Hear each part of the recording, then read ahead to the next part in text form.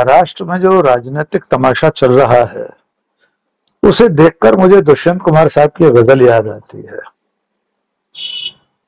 एक गुड़िया की कई कठपुतलियों में जान है, ये तमाशा देखकर आज आज शायर ये तमाशा देखकर हैरान है।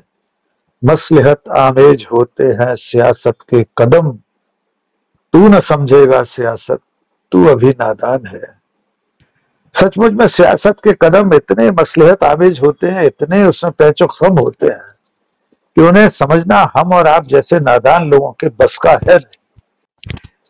उसमें से भी शरद पवार साहब की राजनीति, उनकी सियासत को समझने के लिए बहुत सारी गुत्थियों को सुलझाना जरूरी होता है। बड़े पैचो खम होते हैं शरद पवार साहब का कामकाज करने का जो तरीका है, उसमें जो दिख रहा होता है और जो होने वाला होता उसमें बहुत फर्क होता है।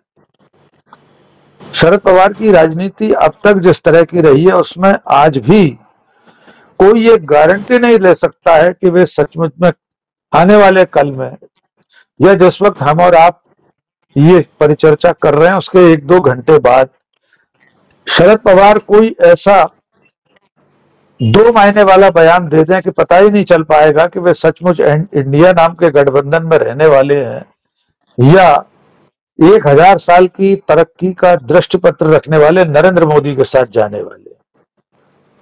बहुत सारी आपने बातें बताई कि जो उनको ऑफर दिए गए हैं, फिर भी मुझे ऐसा नहीं लगता कि अब अजित पवार इस स्थिति में होंगे कि वे शरद पवार को अपने पाले में लाने में कामयाब हो जाएं।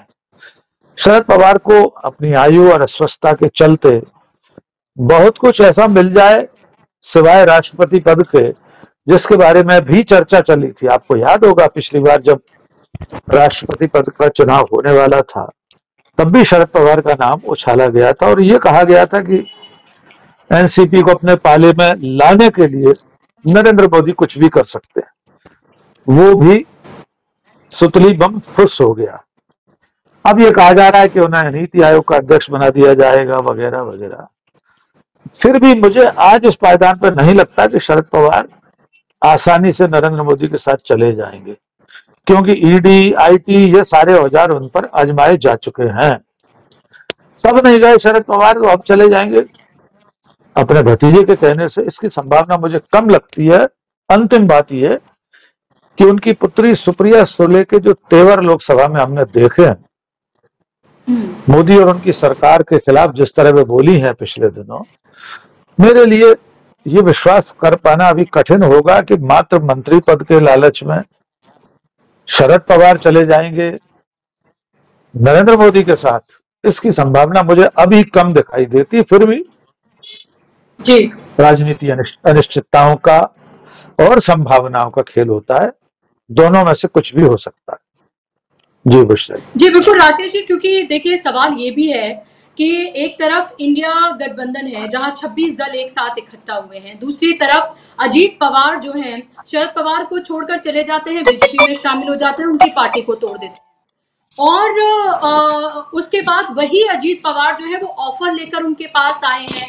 और ये समझना थोड़ा सा ये वो लगता है कि अजीत पवार के उस ऑफर पर शरद पवार गौर कर रहे हैं, वो भी तब जबकि आप ये देखें कि 2024 दूर नहीं है, उनके पास बहुत वक्त नहीं है। अगर उनको कृषि मंत्रालय ये तमाम भी दिया जाता है, पहले भी वो कृषि मंत्री रह चुके हैं।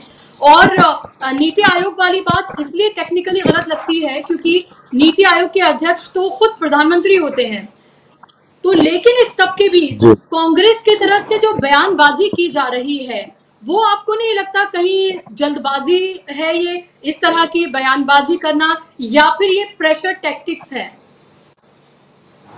मुझे लगता है ये प्रेशर टैक्टिक्स ही होगी, क्योंकि कांग्रेस इस वक्त नहीं चाहती होगी, जब 2024 सामने है, एक अच्छा खासा गठबंधन भी बन चुका है, सीटों की साझेदारी को बातचीत चल रही है, के लिए बातचीत चल रही है।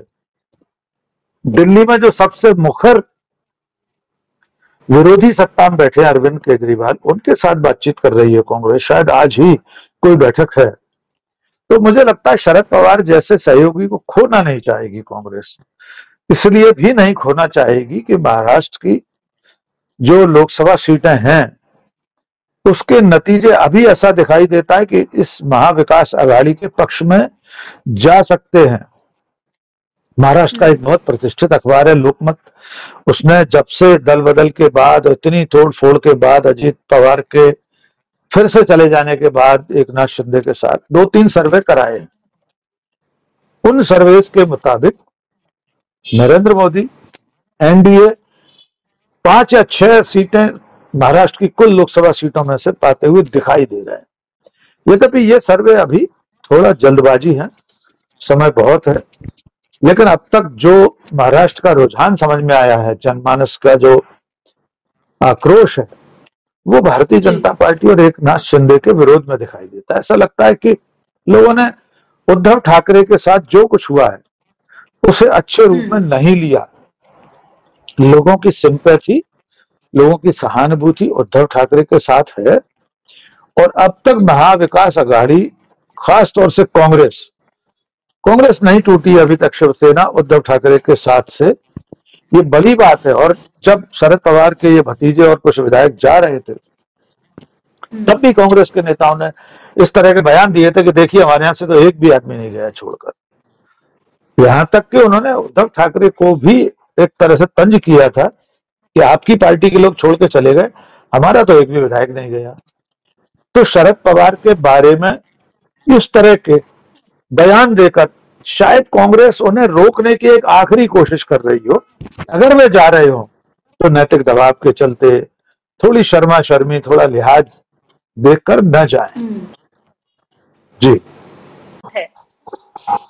निश्चित तौर पर अभी नवंबर में 3 राज्यों के विधानसभा चुनाव होने हैं। ये 5 राज्यों की, क्षमा कीजिए, उनमें से खास तौर से हिंदी बेल्ट के जो तीनों राज्य हैं वहां कांग्रेस ही एकमात्र विकल्प है भारतीय जनता पार्टी का। ये आप जानते हैं अच्छी तरह से, क्योंकि मध्य प्रदेश, छत्तीसगढ़ और राजस्थान में इंडिया गठबंधन के जो बाकी दल हैं उनकी कोई बहुत ऐसी प्रभावी मौजूदगी नहीं है, और उसके बाद लोकसभा चुनाव आ जाएगा। तो इस वक्त इंडिया गठबंधन जो है उसकी प्राथमिकता में यह होना चाहिए कि उनका एक भी सहयोगी छोड़कर न जाए उनको।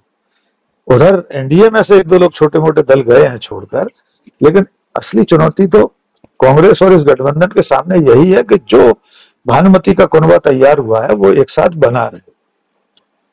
जहां तक शरद पवार के मंच साझा करने का प्रश्न है तिलक सम्मान में, मैं इसे बहुत आपत्तिजनक नहीं मानता हूं। सार्वजनिक जीवन में राजनीतिक मतभेदों के बावजूद सभी पार्टियों के नेता एक मंच पर जाते हैं गैर राजनीतिक कार्यक्रमों में, लेकिन जब देश का प्रधानमंत्री हमारे राष्ट्रीय पर्व स्वतंत्रता दिवस के राष्ट्र को नाम संबोधन में लाल किले की प्राचीर का इस्तेमाल पार्टी के मंच के रूप में करने लगे, जब वहां से वोटों की बात होने लगे, जब वहां राष्ट्र के नाम संबोधन में घंटों मिनटों तक, कई मिनट तक सिर्फ विपक्ष को कोसा जाता हो, तब शरद पवार जैसे वरिष्ठ नेता को इस बात से बचना चाहिए। जो शब्द आप इस्तेमाल कर रही हैं, परसेप्शन की राजनीति है। ऐसा कोई परसेप्शन भी क्यों बने कि किसी के साथ खड़े होने, मंच साझा करने से यह संदेश जाए कि वो साथ छोड़ सकता है। तो ये परीक्षा तो उसकी खुद की है, उस व्यक्ति की। उन्हें ऐसा कोई भी काम नहीं करना चाहिए कि वे नरेंद्र मोदी के खाते में या खेमे में जाते हुए दिखाई भी पड़े, जरा सा भी कोई संकेत भी ऐसा दिखाई करे पड़े, इससे बचना चाहिए। हमारा आपका विषय नहीं है कि कौन किसके साथ खड़ा हो, हमें क्या लेना देना, ये राजनीतिक दलों की आपसी लड़ाई है। लेकिन अगर कांग्रेस नीत गठबंधन अपने खाते में कुछ सफलताएं जोड़ना चाहता है तो उसे हर मोर्चे पर ध्यान देना पड़ेगा, और अभी से देना पड़ेगा कि जो भी गठबंधन में शामिल दल हैं तो सीटों के बंटवारे की तो नौबत बाद में आएगी, अभी तो उसमें बहुत समय है। अगर अभी से ही लोग छोड़ के जाने लगेंगे तो जब महाराष्ट्र की कुल 48 सीटें मान लीजिए, तो तब शरद पवार के साथ कांग्रेस बातचीत करने की स्थिति में ही नहीं रहेगी। और दूसरे पक्ष में मैं नरेंद्र मोदी या बीजेपी के पक्ष से भी ये कहना चाहता हूं कि जो राजनीतिक दल सत्ता में है वो सत्ता में बने रहने के लिए किसी भी सीमा तक जा सकता है, जाता रहा है। पिछले सालों में हमने देखा है राज्यों की सरकारें कैसे गिरी हैं, महाराष्ट्र की खुद की सरकार कैसे गिरी है, हमें सब मालूम है, हम सबको मालूम है, पूरे देश को मालूम। फिर भी वो तो ये कोशिश करेगा ही, नरेंद्र मोदी कोशिश करेंगे ही कि 2024 क्यों, वे तो 3047 तक प्रधानमंत्री रहना चाहते हैं, अगले 1000 साल तक, और उसके लिए वे किसी भी सीमा तक जा सकते हैं। तो अब जिम्मेदारी आपकी है कि अपने कुनबे को बचाकर रखें। वे तो तोड़ने की कोशिश करेंगे ही, वे तो किसी भी तरह से सेंधमारी की कोशिश करेंगे ही। अगर आप अपने आप को बचाकर नहीं रख पाएंगे तो ये आपकी भी विफलता मानी जाएगी। जी बुशरा। बिल्कुल, लेकिन राकेश जी फिलहाल लग रहा है कि एक पेज पर नजर आ रहे हैं तमाम मीडिया गठबंधन। अगर हम प्रधानमंत्री के इंडिपेंडेंस डे की स्पीच की बात करें तो उसके बाद जिस तरह से उन्होंने कहा था कि वो अगले साल फिर से झंडा फहराएंगे, हमने देखा लालू प्रसाद यादव, ममता बनर्जी, नीतीश कुमार बिल्कुल एक साथ एक सुर में वो नजर आए और सबने ये कहा कि आखिरी बार वो झंडा फहरा रहे हैं लाल किले की प्राचीर से।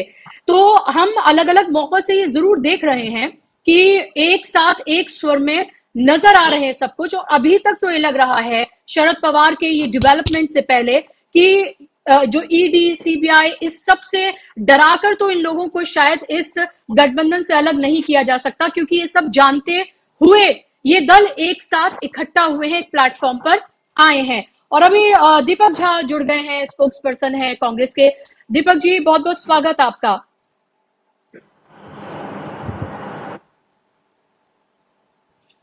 जी, पहले मैं आपके सवाल का उत्तर दूं। जी जी जी जी राकेश जी। जी देखिए बुशरा जी, जो प्रधानमंत्री ने लाल किले से कहा कि वे अगले साल भी शपथ लेंगे, उन्होंने कहा कि आप लोगों ने मेरे नसीब में दिया है कि जिनके शिलान्यास मैं अभी कर रहा हूं उद्घाटन भी मैं ही करूंगा, वगैरह वगैरह। मुझे लग रहा है कि ये आने वाले कल की जो चुनौतियां हैं उससे कहीं ना कहीं भीतर एक घबराहट है, एक अनिश्चितता है। उससे निजात पाने के लिए, उस कुहासे से बाहर आने के लिए ये अति आत्मविश्वास प्रकट किया जा रहा है कि अगले साल भी मैं ही संबोधित करूंगा लाल किले से। अभी न तो आपकी पार्टी ने प्रधानमंत्री पद का प्रत्याशी घोषित किया है, न अभी संसदीय दल की बैठक हुई है, न अभी चुनाव हुआ है कि सारे सांसदों ने आपको अपना मुखिया, आपको अपना नेता चुन लिया हो। भारतीय जनता पार्टी तो दावा करती है ना, वो अनुशासित पार्टी है, उसके यहाँ फैसले संसदीय बोर्ड, पार्लियामेंट्री बोर्ड करता है। तो नरेंद्र मोदी ने किस अधिकार से स्वयं को तीसरे टर्म का प्रधानमंत्री घोषित कर दिया, इसका आकलन तो बीजेपी खुद करे, उसका पार्लियामेंट्री बोर्ड करे, वो तय करे कि इन्होंने अपने आप को इतनी स्वायत्तता कैसे दे दी है कि तीसरी बार का प्रधानमंत्री भी खुद को घोषित कर दिया है। इससे पहले भी एक बार वे बोल चुके हैं, मेरे तीसरे कार्यकाल में भारत दुनिया की तीसरी आर्थिक शक्ति होगा, वगैरह वगैरह। दूसरी बात जो आपने कही कि ये जो लोग जिनके आपने नाम लिए, नीतीश कुमार, ममता बनर्जी, अरविंद केजरीवाल, वगैरह वगैरह, अब मुझे नहीं लगता कि इन लोगों में से कोई भी व्यक्ति ईडी, सीबीआई, आईटी से डर कर पाला बदलने वाला है, क्योंकि जो कुछ बचा है वे जानते हैं हमें अपने अपने राज्य में अपना अस्तित्व बचाना है। तो मिलकर साथी हाथ बढ़ाना, एक अकेला थक जाएगा। तो ये जानते हैं कि हम अकेले भारतीय जनता पार्टी से अब नहीं लड़ सकते, नहीं टकरा सकते, इसलिए मुझे नहीं लगता इनमें से कोई साथ छोड़ेगा। जी बुशरा जी।